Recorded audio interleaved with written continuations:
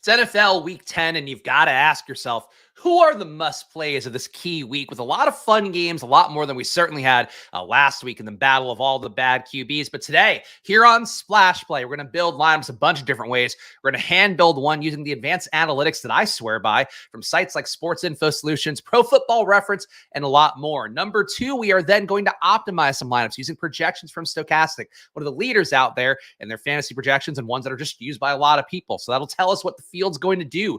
Number three, are going to simulate some lineups as well using Stochastic to find out who the Sims think are the best plays. Then on the menu, an Underdog Battle Royale, an Underdog Pick'em Slip. We've got it all coming up here today. As always, this is your fantasy football gauntlet for Week 10. And let's kick it off right away with a player that I think is very important to discuss, a player that fits the thesis of a lot of what we talk about in fantasy football, Mr. Tony Pollard, who is on the thumbnail. Tony Pollard, last few weeks, busting his chalk, disappointing dozens, thousands, millions maybe of people playing fantasy football. I probably should have gone the opposite way of going bigger to smaller. Either way, though, Tony Pollard, not over 10 fantasy points the last two games, including spots where he was very chalky against the Rams, a little bit less chalky against the Eagles, but still picked up more ownership, and you'd probably think because of the high total in that game, despite a bad matchup against the Eagles D. Chargers had an okay game, but Niners, bad game. New England, bad game. Passable games against the Cardinals, passable games against the Jets, good game against the Giants. Is this the week again? Tony Pollard can do it. I am not a Tony Pollard stan. If you followed Splash Play throughout the entire offseason, the entire best ball period, of course, we're drafting players. Tony Pollard, a guy where I had some pangs of regret for not getting some amount of just because of what the workload could be. But I did have my concerns about the Dallas offense. And oddly, the guy who's beating my concerns about the Dallas offense is CeeDee Lamb. It's not been Tony Pollard. He's less efficient as he was in the back half of last year. He hasn't been as good of a player. That said, this is one of the biggest point spreads, one of the lowest totals for an opposing team you're ever going to see. The Giants this week have 11 implied points. And I've said this earlier in the week. I've now been doing professional content, if you want to call Splash Play that. But between Football Outsiders, between Stochastic, between all of that, been doing this now for 5 years. That includes every single week doing the prep, every week looking at implied totals, all of that. I've not seen a total as low as 11 points for the Giants. I also haven't eye test wise seen that bad of a situation as Tommy DeVito is at QB. He is incredibly bad at every facet of the game. 63% catchable ball rate, 5.2 air yards per target, negative 0.92 EPA per pass, negative 0.31 EPA per rush. He doesn't do anything. So this is a week where Dallas can absolutely throw it to CeeDee Lamb, can put their pedal to the metal, can throw it, and just really until the cows come home. God, that expression is not one that comes out of my mouth very often. But they can throw it as much as they want, and they have been throwing it more than expectation the last few weeks. But this is a week where I just don't know why you would do that. You could just run Tony Pollard 100 times, and that's it. Obviously, you could also, like the chat is saying, Rico will probably outscore him this week. You definitely could do that as well. You go to Rico Dowdle, a guy that local reporters have speculated that might be taking some role of Tony Pollard's if things don't look better for Pollard.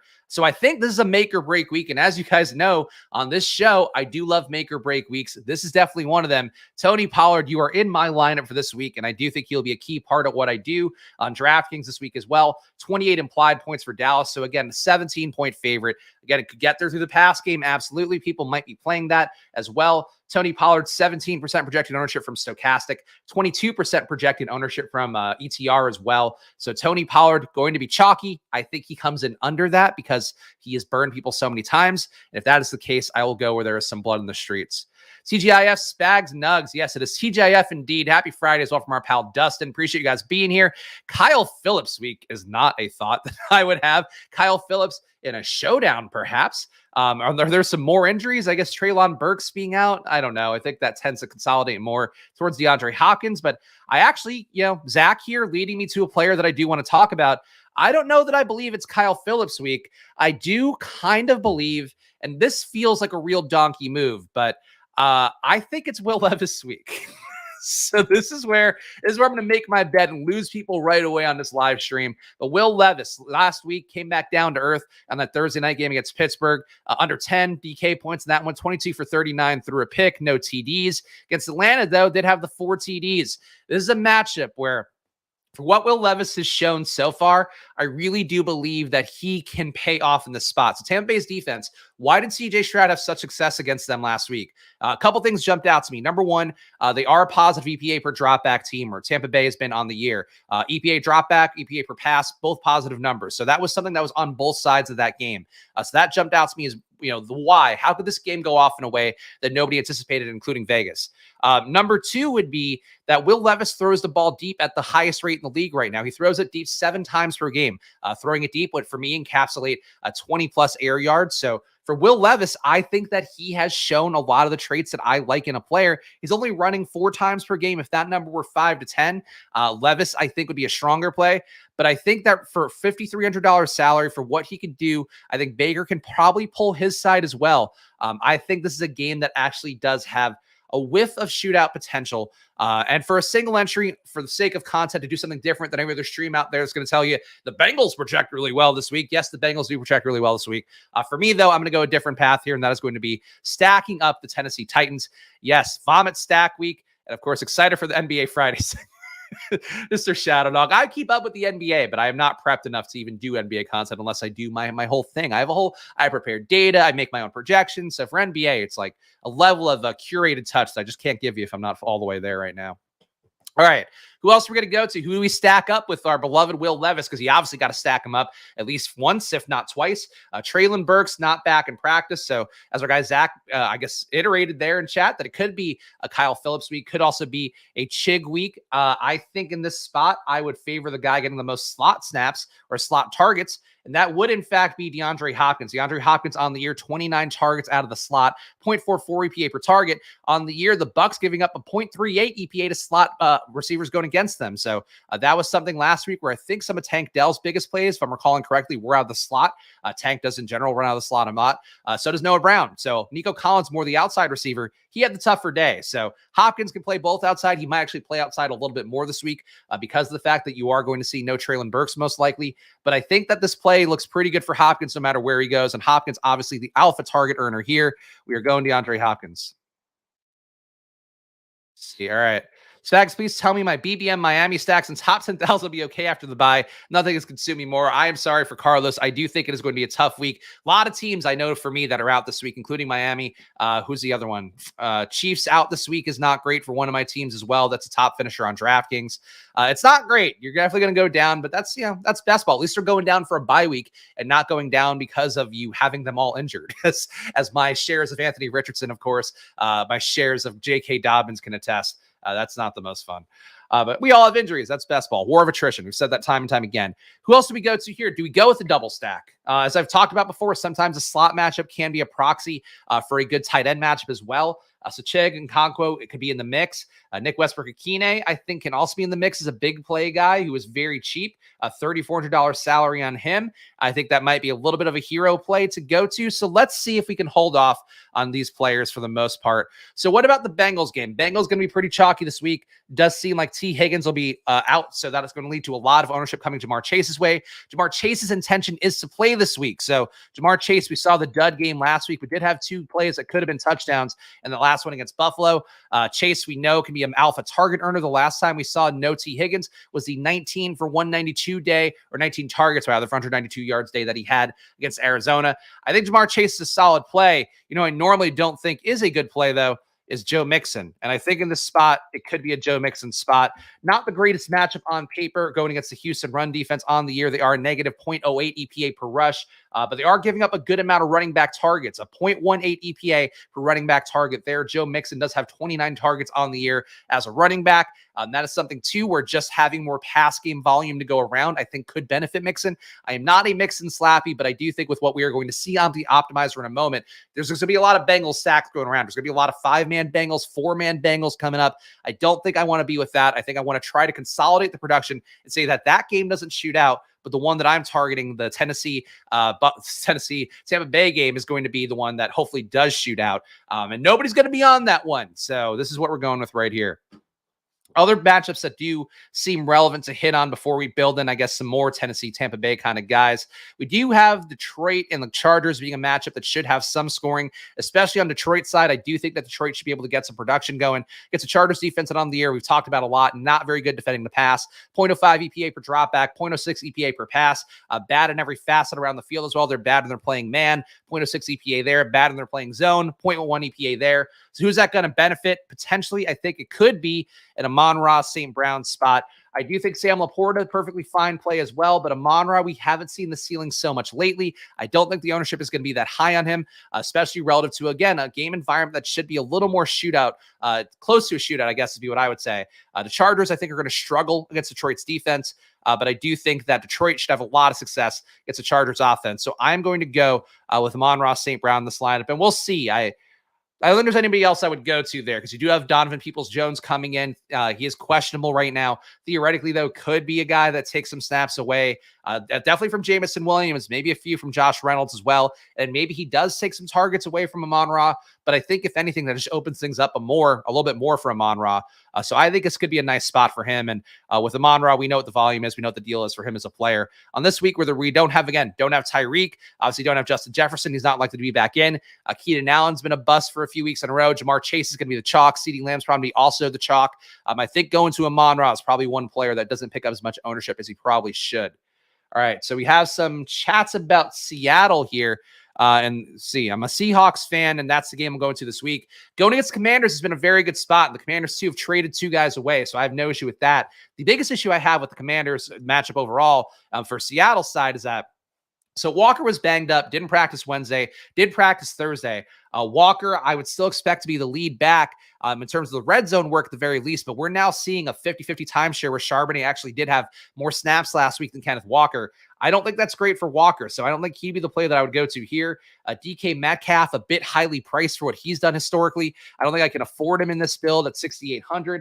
DK Metcalf also banged up, might not go this week, did not practice yesterday, so we'll check the news on that one. Obviously, check it tomorrow to make sure that he's actually going to be in. If he's not in, that's going to be a big boost to Tyler Lockett, as well as JSN, Jack Smith, and Jigba. But I can't afford $6,800 DK Metcalf. This is such a high price for a guy that I might have to swap anyway after the stream is over. Nobody due for a run good more than DK Metcalf, though. But yeah, I think so. This is why, to me, like, I agree that it could be a fun game. I think people are going to game stack this one a little bit more than they probably should. At least that's my read from some of the content I've taken in, where people have been like, this is the secret shootout of the week. So I don't know. I think this game might get a little bit steamy, especially if DK Metcalf is out. I feel like both sides could get a little bit steamy for sure. Yeah, Metcalf at this price tag, I don't love it, but let's keep him in for now. Let's see if we can get cheaper with the defense. Cowboys D, again, I don't know how you wouldn't want to go here, but at 4,400, obviously you are. It's sort of a limiting factor there. Because of the matchup, because of the low total for the Giants in that game, I do think the Cowboys D picks up a little bit more ownership than a $4,400 defense normally would. You know, I don't know that we need to do, I'm thinking like Giants D is kind of interesting to do, just on the hope that maybe they get a pick or something, and that's what's their score in that game. I think that's certainly within the range of outcomes. They're probably not in a build where we have Tony Pollard. Can the Jaguars get after the Cardinals? Maybe not a bad play. Cardinals D, nothing to write home about, but going against Taylor Heineke, do you think Heineke is a better player than Desmond Ridder is? But Heineke on the year, let's see. 56% catchable ball rate, 1.5% interception rate. So he's not getting picked. Like, league average is about 3%. It doesn't take a lot of pressure. 24% pressure rate. Yeah, I'm going to go with Cardinals D just because of the price tag. But I guess you could talk me into going Jags D. Jags D against Brock Purdy, who hasn't made any mistakes. Perhaps due to make a mistake. Let's go Jags D. Fuck it. Well, let's get weird here. I do believe the Niners, again, if they did the right things during their bye week, they should come out more aggressive offensively. But maybe that does lead to a turnover. The Niners have been kind of snake bitten, kind of cursed this year. So I think Jags D is an interesting one to go to. And here we go. Jags D is my punt this week. Hyatt week against the Cowboys, and again with Tommy DeVito. Tommy DeVito is just really not good in a way that I think is I don't know, man. I don't know you trust that.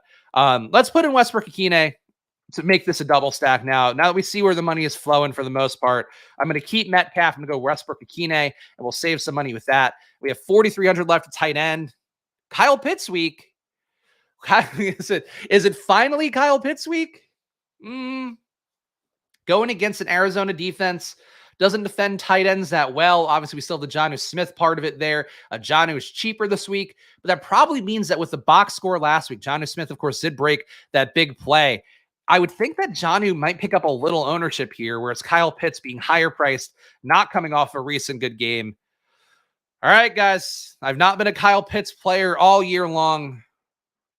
Let's go Kyle Pitts. Let's go Kyle Pitts. Why not? Here's the final team we're going to put into the huddle here. 10K to first place, single entry.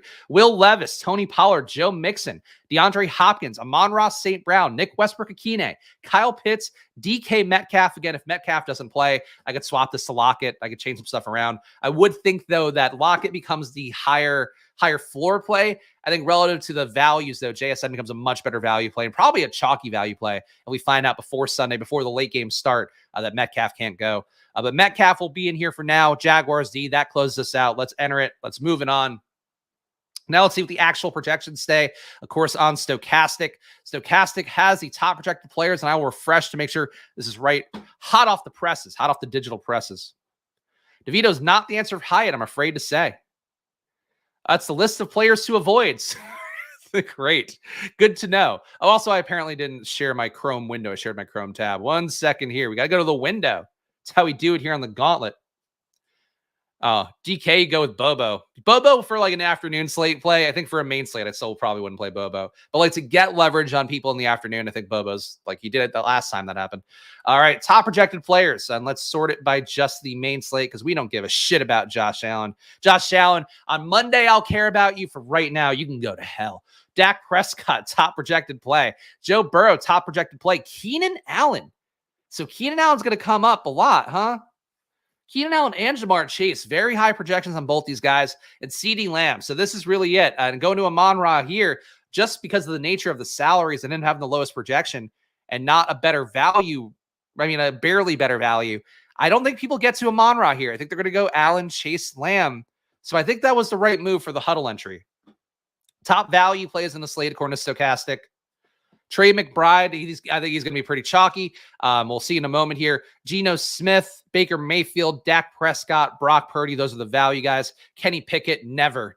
I don't care. I'm so glad, by the way, before the season, of course, you guys know, I was big on George Pickens, who I think paid off recently, decently well until Deontay is back in. And we'll see the squeaky wheel narratives for Pickens. And then Christian Watson, who's been a gigantic bust, but I loved him in the offseason, thought he'd be a breakout player this year. And I was like, I should go to this Pittsburgh Green Bay game. One of my best friends lives in Pittsburgh. I should go do that. How fucking blessed am I that I am not going to that game? I don't even care if both guys go off. I just wouldn't want to be there with the anxiety of like, I can't believe I spent $1,000 for on-field tickets to go do this shit. So I don't know, man.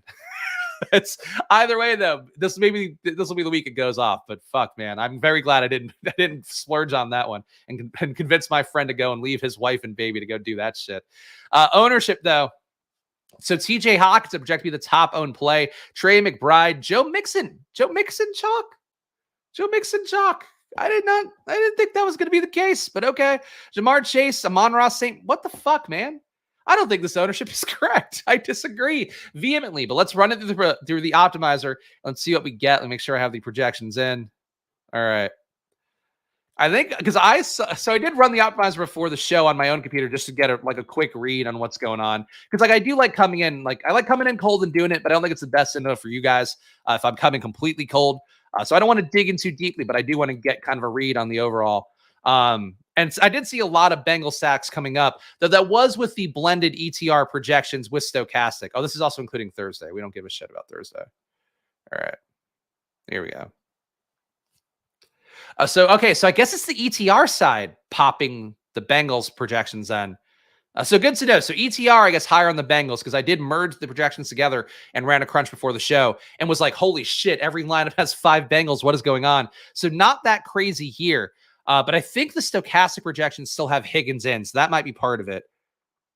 Yeah, they've got Higgins getting a 14.9 fantasy point projection. So Stokastic's data is not going to be the best to look at right now because of that. But Chase being highly projected, obviously he's at 20% right now with them assuming that Higgins is going to be in. That means that Chase is probably going to be closer to every lineup. DeAndre Hopkins did not, man. I did not think this was a projection play. I thought this was like ooh, Spags is going to get weird and we're going to look like a madman doing our Friday stream thing. And I guess Hopkins is in 100% of lineups here. So fuck me. What do we know? Mixon chalk isn't surprising with the injuries at wide receiver. I guess so. Like, I think he benefits a little bit from the injuries at wide receiver, but I don't think it makes him like a better version of himself. He is coming off a pretty good game against Buffalo. The Buffalo a lot, weaker defensively. And I guess that is 2 in a row. Buffalo and San Francisco, 2 good games. It's kind of consolidated his role as well. I guess I get it with Mixon. It's just like the ceiling isn't huge. Like I don't think he has 30 plus fantasy points in his bag. He only hit that one time last year with that Panthers game, I believe. Let's see. Yeah, he obviously had the 58. Yeah, not a game above 25 last year. So he hasn't had a game above 25. I think Mixon, obviously I put him in the handbill that I did, not knowing that he was going to be this ubiquitous in the optimizer. I think that Mixon is a little bit overowned. Like if he's going to be this highly projected and he's going to be a part of like Bengals builds overall, again, ETR, again, really push people towards the Bengals and ETR in some respects more influential with the sharp drafters. I think that's stochastic, kind of a populist projection, whereas ETR I think does drive a lot of people who are either sharp casuals, which might be a little bit of an acronym there. Or that's not the right word. A little bit of a confusing thing to say with that one. Boy, that was completely the wrong word. I'm not on my game in terms of my word choices today. I got a 3 a.m. baby wake up this morning, so that's on me. Yeah, so I do think Mixon could be pretty highly owned, and I think the ceiling is questionable. Floor isn't questionable. Like I think he's going to give you 15 to 20, but on a main slate, I would watch out for that one. So that's something I would take back in my hand build. Najee Harris coming up a lot too. I know Najee's had some usable games lately. Here's another guy, hasn't crested over 16 fantasy points this year. Hasn't been over 20. I guess he got there twice last year. So, but Jalen Warren's taken enough of a role that I don't expect Najee to even have that upside. I hate these sims. I don't or these optimized plays. I don't think this is the way I would build at all. Cardinals coming up a lot. McBride coming up a lot. All right. Let's see what the sims have to say here. Of course, we will run them in a moment. Let me get everything going here. Of course, Stochastic is going to build 10,000 lineups for us and have them compete against each other 40,000 times. That is how the Stochastic process goes. So we will see what the Sims have to say here. Houston made Rachaad White look good. I guess people are chasing that. That's a fair point. Did see a lot of checkdowns for Rachaad White. I don't know. I mean, Mixon can have a check down upside, can have a pass game upside, but that is pretty tough.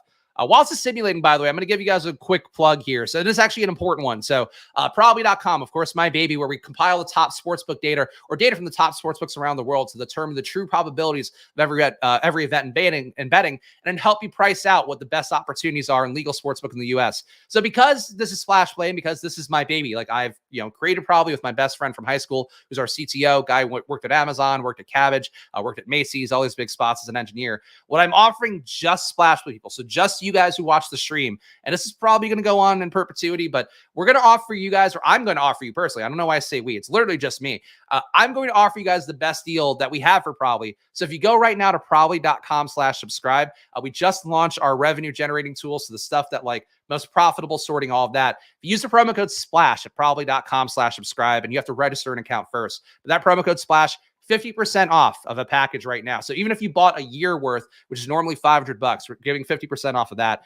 Just because candidly, we're trying to raise money. So we need to get subscribers in. But B, because it's Splash Play and because this is my baby, this is my thing I do and dedicate my whole ass to 5 days a week. I would like to give back to you guys, but also lean on you guys to say, hey, if you support me, I'll give you guys the best deal I possibly can here. And this is basically the same data. You're going to find a lot of great sites out there that I won't name, but our data partner for the legal sportsbook opportunities is OddsJam, who I'm sure you guys have heard a lot about. So we do our best jobs to really make sure that we're creating a great tool, and everything we do as well is going to be focused on building really great products, building up pick'em stuff for Underdog and for Prize Picks and for Better if you want to go suck off the Paul brothers. But point being, though, that's what Probably is. It's all about me using a lot of things I've learned from Stochastic to create a tool where you're just getting good bets from a toilet. That's always the goal there. So go to probably.com/subscribe and use the promo code SPLASH. And that is 50% off. And that's, again, for any package, for if you want to do the monthly $20 one, the monthly $50 one that includes live in-game stuff, and then also the $500 one, which is a full year of live in-game stuff, plus any tools that we create. It's a great way to support me. And really, that's like the biggest ask I could make of you guys. But hopefully 50% off makes it more enticing. So go use the promo code SPLASH at probably.com. There we go. There's my plug.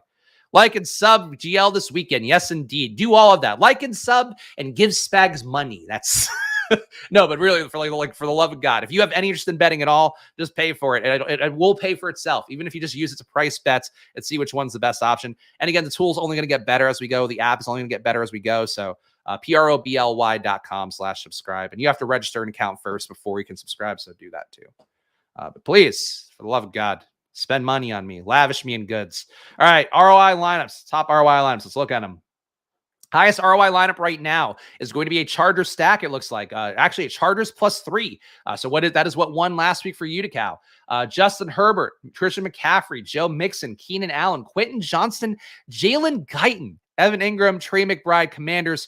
So this is actually pretty clever. And this is very much similar to what Utica did last week, where basically Nico Collins is going to be a chalky play, or at least that was the perception that he had. Then he ended up fading Nico Collins, went with a triple stack of guys around him. Here, what we're seeing is we're fading the Keenan Allen. Actually, no, we're not fading the Keenan Allen chalk. We're including the chalk player, but we are getting the triple stack of the player instead. So it's a way to get different. Obviously, if you went with Quentin Johnston, Jalen Guyton, Gerald Everett, that's probably too thin to actually have an upside, whereas the Texans offense is a little bit more agnostic. Chargers one, though, you do need Keenan Allen to get there. So it's kind of the opposite version, I guess, or not the opposite, but like on the spectrum of the same play what Utica did. So I think that's pretty interesting to see. And obviously, these will be my lineups. This data does change around over the course of the weekend, so your mileage may vary. But I do think that one, to me, I wouldn't say it's timeless or anything, but I think that one has some logic that obviously, other value opening up could change things a little bit. But I like the way that looks, too. And Evan Ingram, again, got his first red zone target of the season. So that is something where at least his usage is coming up a little bit because you need touchdowns to have upside as a tight end. Other interesting plays. Let's see, guys. What's your bet? Do you think there's a Will Levis lineup in here? Let's check it out. Starts with Will Lev. All right, so not in the top 150 ROI lineups, but here's a Will Levis one. Oh, speaking right to my language here. Will Levis, Tony Pollard, Alexander Madison, Jamar Chase, DK Metcalf. So look, my brain is a sim. All this talk about brains versus sim, and here it's been all in my head all along. DK Metcalf, DeAndre Hopkins, Chig, Trey McBride, Raven. So double tight end. Actually, is that something? I'm curious here. Are we getting a lot of double tight ends? So that is one thing we talk about a lot for the showdown videos. At least the stochastic projections heavily pushing towards Hockenson McBride builds or another tight end with McBride builds. So that's something right away. If you want to get different from at least the stochastic portion of the field, these guys, all 25 out of 25 lineups are two tight ends. So tight end in the flex, you could just not do that. And that'd be one way to get different from at least their projection system. Will Levis, we looked at him. Who else is like an interesting QB this week? Let's look at a Joe Burrow one. Burrow, Mixon, Madison, Chase, no Cam Akers. Cam Akers' Achilles injury again, out for the year. So Madison should be consolidating that backfield a little bit. Then maybe they give Ty Chandler another try. Maybe Dwayne McBride. No chance. He's still on their practice squad, though. So maybe Dwayne McBride at some point. Jamar Chase, DK Metcalf, DeAndre Hopkins, Evan Ingram, Trey McBride, Giants. DK Metcalf is coming up a lot, and I'm surprised by that because I kind of felt like DK Metcalf wouldn't project that well after just running bad in the touchdown department and honestly running bad in the target share department as well. But he's in here, so a lot of DK Metcalf. Dustin wants to see Kyler. All right, let's see Kyler. I would not jump on that train right away. I think the disappointing part for a lot of the Kyler backers, again, he might pay off this week. I don't know. The disappointing part is going to be when he's not as good as Josh Dobbs. Like that's going to be a pretty big kick in the nuts if you are a Kyler supporter. But Kyler Murray, Joe Mixon, Najee Harris, Keenan Allen, Rondale Moore, Marquise Brown, Trey McBride, CeeDee Lamb, Raven. So it is a double stack there. Or no, it's a triple. A triple with Rondale too. With the rushing upside Kyler has, I probably wouldn't run out a triple with him. I think it'd be max a double. So a double, Kyler Murray, Tony Pollard, Joe Mixon, Brandon Powell, DeAndre Hopkins, Marquise Brown, Trey McBride, CeeDee Lamb, Seahawks. So I've talked about Brandon Powell before, and actually kind of a funny tweet tied into that. I think Brandon Powell's actually kind of an interesting play. And I think one tweet that I saw was after Brandon Powell caught the game-winning touchdown for Josh Dobbs, and Josh Dobbs had that quote about how he didn't even know his teammates. Somebody out there tweeted, and I wish I'd give him credit, but I don't know who the fuck tweeted it, was like, that would be like Josh Dobbs seeing number 4 out there and going, classic number 4, great goal line route. Would love to feed him all game. And it's like Josh Dobbs coming in, like he probably knows Jordan Addison, and he probably knows that he's like a highly drafted rookie. But for him, he's like, fuck it. KJ Osborne, I don't know, Brandon Powell, whoever's out there, if you're running a good route, he's going to throw it to him. So I don't know. DK is a good play with Geno stacks. maybe. I don't think that Geno has enough of a ceiling, honestly. It'd have to be a Geno double at the very least. But yeah, I mean, look, not a bad play for sure. Anything against the Commanders, you could talk me into, because Commanders defense, one of the worst defenses in the league, and has only gotten worse. Again, traded off a lot of guys. Any Goff, St. Brown, Laporta, or Lawrence stacks? All right, we can look at Goff. I got no issue with that. Of course, we are going to do the Battle Royale in a moment as well, but I'm happy to take requests here. And again, Stochastic Sims, great product. Again, you also can put in whatever you want. You can put in your custom projections over here on this left column. So you can make the most out of it, even if you don't want to use their data. So it's something to keep in mind. Jared Goff. Here's a Jared Goff lineup. Jared Goff, Tony Pollard, Najee Harris, Amon-Ra St. Brown, Deontay Johnson, double Steelers, Quentin Johnston, Sam Laporta, Trey McBride, Cowboys. Just too much too tight end shit, man. I really think that, I mean, it's tough because you can't do that this way on the Stochastic Sims, but if you have an Excel sorter, which I haven't built for the main slate, I have built for the showdowns, like I would just play lineups that don't have a second tight end. Like just play the highest sim lineups that only play one tight end and see how you do. Because like, honestly, like Trey McBride's fine, but he could also be fine as the lone tight end. I just don't think you need to have Trey McBride in every fucking lineup. Let's also look at the overall exposures. We've seen the Jared Goff ones. I'll look at Lawrence in a moment.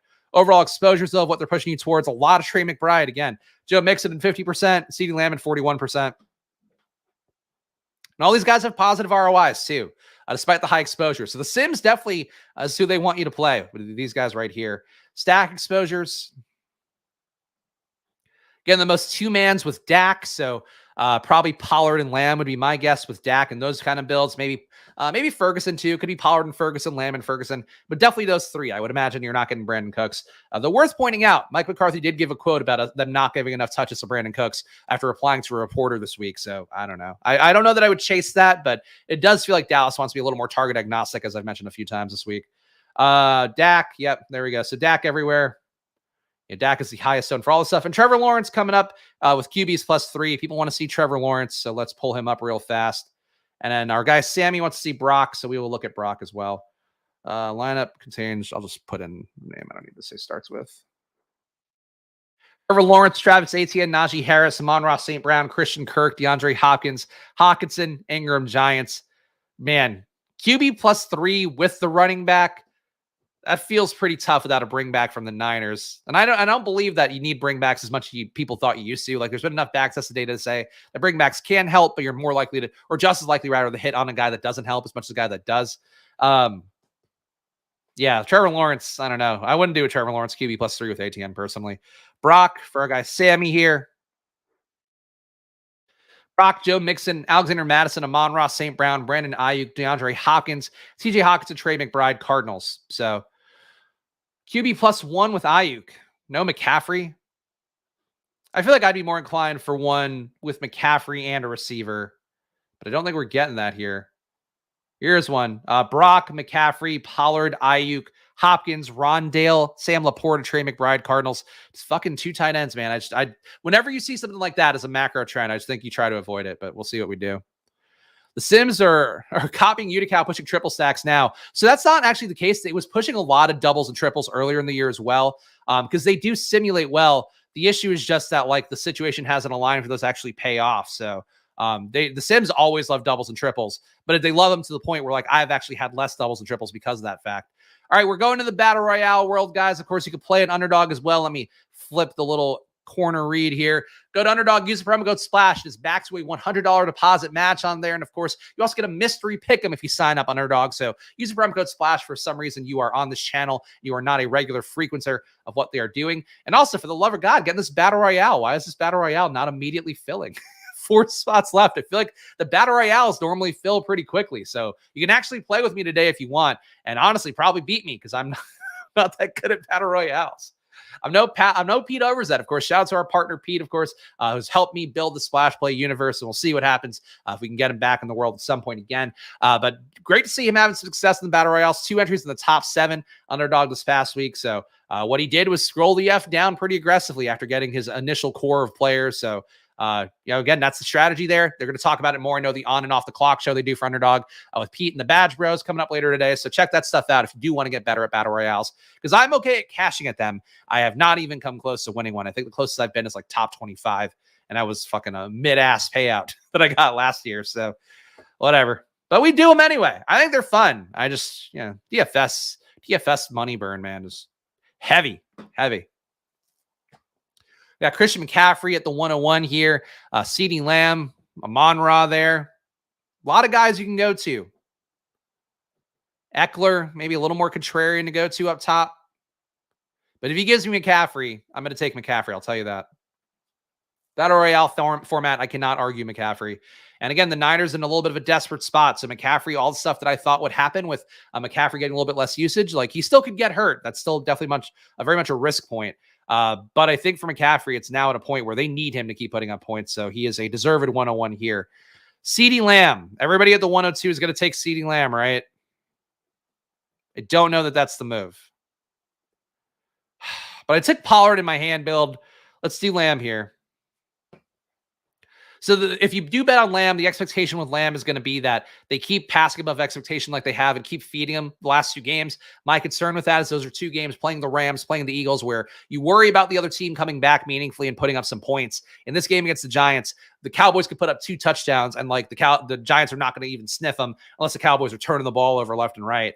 So in this spot, I do think that CeeDee Lamb comes a little bit more risk, but we'll see what we get back. I think maybe a Cowboys double might be in play.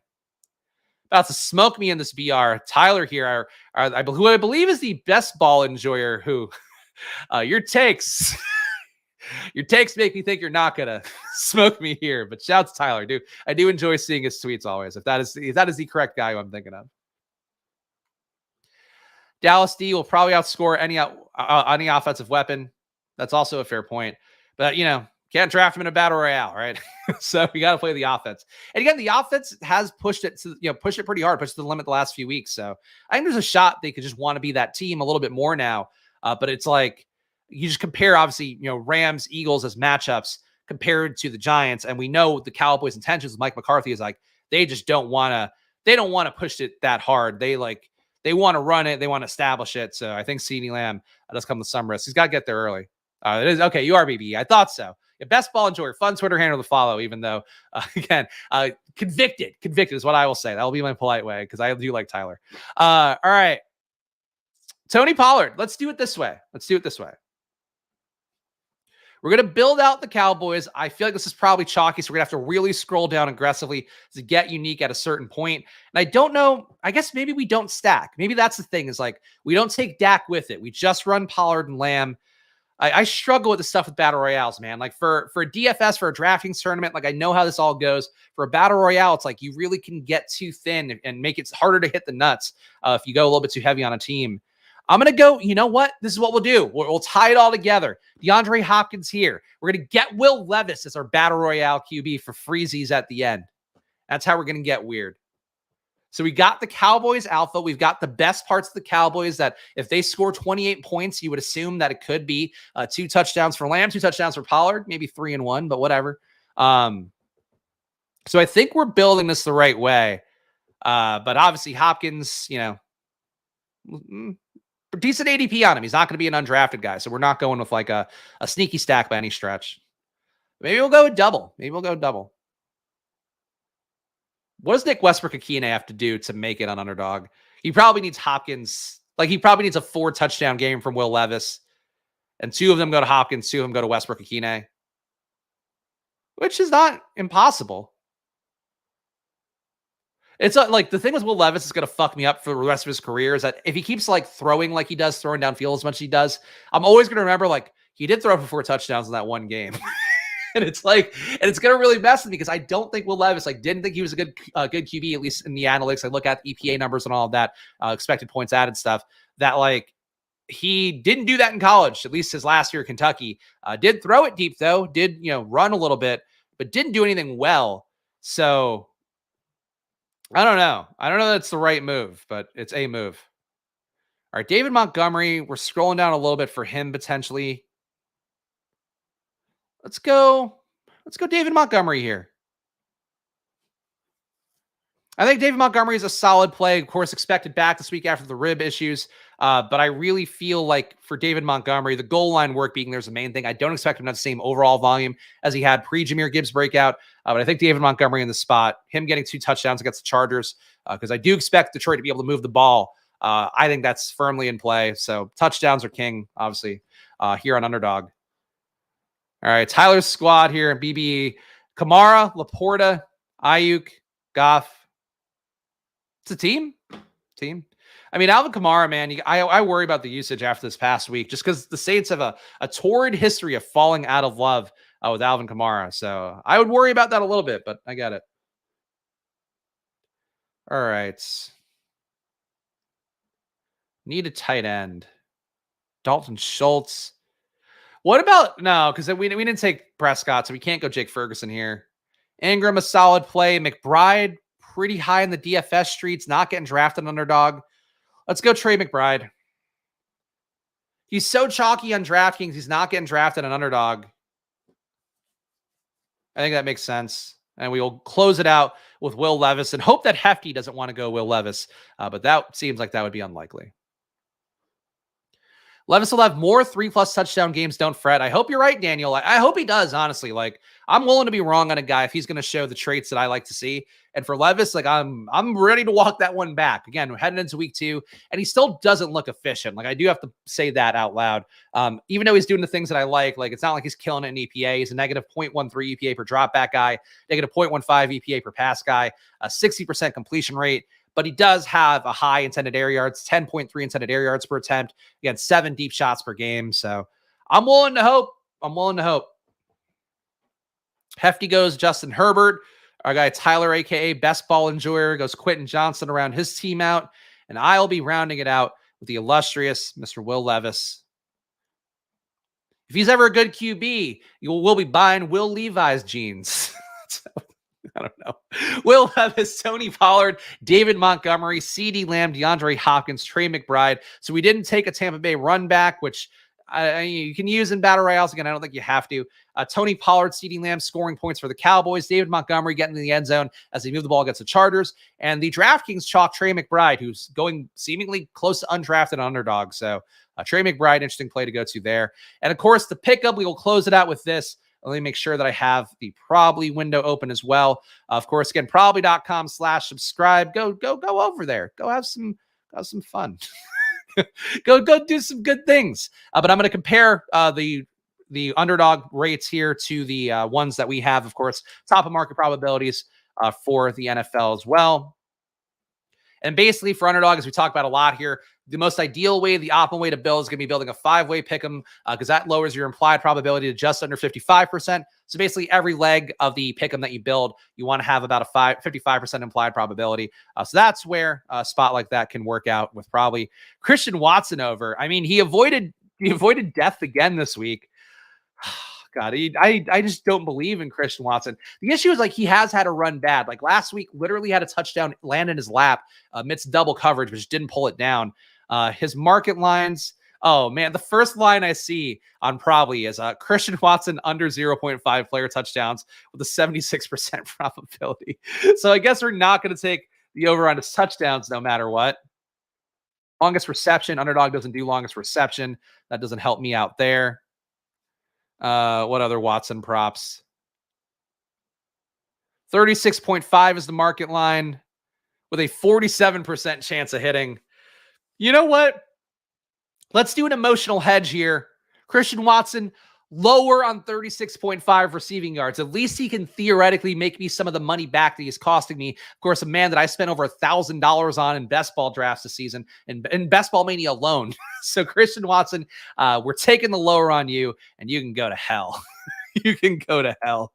Look, Seth, if there's any way that I can help you out here, it's probably me taking the under, though, or the lower here on Christian Watson. Though we have been doing okay with the pick'em slips, so I accept that. Oh, his line just went up. So you guys are betting him up, huh? Yeah, I'll take the lower on 37.5. It's a great deal. Honestly, that is a pretty good bet to take now, I presume, based on what I just saw with the market line being 36.5 and an under of 47%. All right, Tony Pollard, I believe in this motherfucker. I'm just going to take the higher on touchdowns. I don't even care what the market probability is. This is actually probably not a good bet to put in a pick'em. Like TD bets, I would rather take an anytime score, I think, on a sports betting site if you can. For a site like this, like the implied probability of a touchdown bet is like in a good scenario, like 30%. So it's not the kind of one you put in a pick 'em. But I believe in Tony Pollard. I think this is a spot where he's got to get in the end zone once, even if he doesn't have a good DFS day. It's probably because he didn't get there yardage wise, but he's still getting 5 red zone touches a game. So Tony Pollard to me is a player that we can go to. All right, you guys are saying Christian Watson's going off. I hope so. I hope you're right, because fucking he's as due as anybody out there. I could say that. Now that Deontay Johnson got in the box, he's about as due as anybody. Other things I believe in this week, Mr. Will Levi's. Let's go here. All right. Well, I don't even know if I want to look up the market lines for Will Levis because I don't think it's going to make me happy. But we'll do it. All right, Will Levis under 218.5 is a 52% probability. Let me make sure that's the most recent one. Yeah, that's a 1244. Okay. All right. 218.5. Oh, it's up to 20. Oh boy, it's up to 221 here. So this line has actually moved up. I think that was an older line. Pass attempts. Market line is okay. Under 52% under on 29.5. So we should take the under on pass attempts because he can still have a good day while not hitting a higher on pass attempts. So I'm going to take Will Levis lower on 30 passing attempts. The market line for his pass attempts is 29.5 with a 52% hit rate. And that was updated 11:45. I was actually updated 2 minutes ago. So this line is fresh. You can take that now. Will Levis will take lower on 30 passing attempts because he's so efficient. He doesn't have to keep throwing. That's how we're going to try to operate this one. Make the mental math work out. Who else do I believe in deeply this week? Who else do I want to really plant a flag for? I mean, I do like Mixon, and obviously in a pick 'em, you don't have to worry about ownership. Like a Mixon over on receptions. He doesn't have an over on receptions. Total yards. Yeah, never mind. If he doesn't have a higher lower on receptions, I don't want to go there. I would have taken a higher on like 3.5 receptions. I think would have looked pretty good. But we don't have that. Chat, help me out here. Anybody that you guys are believing in deeply? Trey McBride projection is pretty good. They don't have a projection prop for him. 4 receptions. That feels like a higher. Oh, DK Metcalf. Yeah. All right. He might not have a market because of the possible not playing. Okay, we have one here. Let's see what the market lines are for DK Metcalf. All right. The first bet I see, the most probable bet in the Seahawks game this week, Jake Bobo under 0.5 player touchdowns has an 87% probability. But that's, of course, markets currently assuming that Metcalf will go. Metcalf's market line has a 50% chance of over 63.5. It's close. What about his receptions? Do we have receptions for DK Metcalf? No, first touchdown score. All right. Let's do the higher on 5.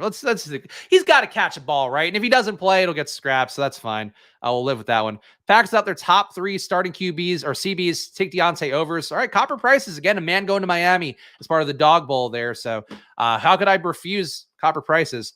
Take Deontay. Again, the squeaky wheel, though, for George Pickens. I don't know, man. I know that Mike Tomlin made it seem like a not big deal, but if you're Kenny Pickett, I think you're feeding this motherfucker a little bit more this week just because he is a very important part of that. If Kenny Pickett's going to be the QB there for the next 5 years, I think he's more important to Kenny Pickett than Deontay Johnson is. But Deontay Johnson, let's see his various prop lines. All right. Deontay under 5.5 player receptions has a 55% probability. So you take the higher or lower, and it's probably not a good enough bet for a pick 'em. Market line 59.5 receiving yards. Oh, has that moved? Oh no, it's as of yesterday. So this might have moved on the markets. All right, you know what? Copper Price said it. Blame him. Here's the final pick'em slip, of course, that I can't submit in Pennsylvania, but you can tag me and let me know how it goes. Or just use some of it and fucking put your own picks in. I don't know. But Christian Watson, lower on 37.5 receiving yards. This is how we get back at Christian Watson for all the dog shit he's done to us this year. Tony Pollard, 0.5 rushing receiving touchdowns. Higher on that one. This is Tony Pollard's week to get to the end zone, even if he doesn't have a great fantasy day. Do you think he gets a touchdown? Will Levis, lower on 30 passing attempts. Will Levis can be very efficient. In fact, his best game is going to be him throwing 25 passes and calling it a day after throwing for 4 touchdowns. So Will Levis, we're going lower on the overall passing attempts amount. DK Metcalf, higher on 5 receptions. Go DK Metcalf. Might not play, watches practice status for today. If he doesn't practice today, you're in deep danger of him not playing. If he doesn't play, obviously JSN going to take the boost, and Tyler Lockett should take a boost. And should probably bet their props immediately if you hear DK Metcalf is not available. And Deontay Johnson, Copper Price's premium gold star lock of the week, 62.5 receiving yards, higher on that one. Packers lose on underneath and over the middle passes. All right, Copper Prices, I'm hearing you. So this is Copper Price's bet. Of course, we cannot bet it in Pennsylvania because they care about me and want to protect me from myself. But you can play this one here. There's your picks. There it is. Any questions you have, drop them in the chat, I guess, but we probably don't really have any we need to hit on here. Again, one more time, I will quickly pander. Probably.com. This is just for Splashway people. I'm not going to promote this anywhere else. It's just going to be on the YouTube stream. If you go to probably.com/subscribe, you're getting 50% off whatever package you choose. That could be a year worth. That could be 1 month worth. We have packages $20 a month, $50 a month. $20 gets you all the pregame markets. $50 will get you our live in-game markets as well. And that's going to be improved as we go. We're still working out some stuff, so give me some grace on that. But a lot of things we are making improvements on the back end. But go to probably.com/subscribe. It would help me out a lot. So because we have to fundraise and we have to show that people are willing to pay money for the product. And we're going to start the content rollout for Probably on YouTube and Instagram and all that next week. So you're going to hear more, but you are my Splashway people. So use the promo code SPLASH at probably.com/subscribe. Get 50% off of any package on there for your first month, first year, whatever the fuck you want to do. If it loses, this was just a joke. That's why you make your betting site called Probably. That's what betting is. But you know what? If you're going about it as Copper Prices is, with an informed take coming from a place where you research and you get some data and you make your stand, that's what you should be doing. And if you're not going to do that, then you should be using Probably and using market data to find the good opportunities. But that's how we go. Seal of a deal. Shout out to Rob here. Appreciate you, Rob. And shout out to the Squirt Squad as well. Would not be able to do the show with them, and I will read the names moving forward every Friday. But yeah, fuck, I'll do it right now. Who cares? Shout out to the Squirt Squad. If these are all the people who've hit the join button here on Splashplay down below, $4.99 a month. Get the data sheet from me. It'll come out fresh tomorrow morning. All the data that I look at will be in there. Shout out Mathology, Rupesh, Willis, CLN, Tyler, Ross, aka Robert Griffin the Turd, Historical Anomalies, Rob, who's in the chat, Tony, Mark, our guy Mark, It's Just Port, Rod B. Throbbin, Mr. Ivan Black, Nick Hedgeland, Jake Twitchell, Aaron D, Rabbit Shih Tzu, Nez, one of the Badge Bros, Bullock, Consigliere, Brandon Wagner, Eric Jones, Matt Schwab, Kevin Castro, Go Birds, I Am the KY, Sammy, fucking Alpha, Matthew Emerson, and Colin Mann. You guys are the best. Appreciate you all being here. And of course, I appreciate you too for hanging out. So please subscribe before you go. Hit the like button, leave a comment. And I will see you guys next week. Of course, Splash Play marches on Monday to Friday at 11 a.m. And on Sunday, I'll also be on Stochastic at 9 a.m. with Matt Bellman, a guy I haven't done a show with before, doing the first look show. So if you want to get some more unadulterated Spags with another day of thinking about the slate, you can do that on Sunday morning on Stochastic. Appreciate all you guys being with me. Hope you enjoy your weekends. If I don't take this down, I always hope you do. And I'll see you guys again soon. Enjoy your days. Of course, good luck.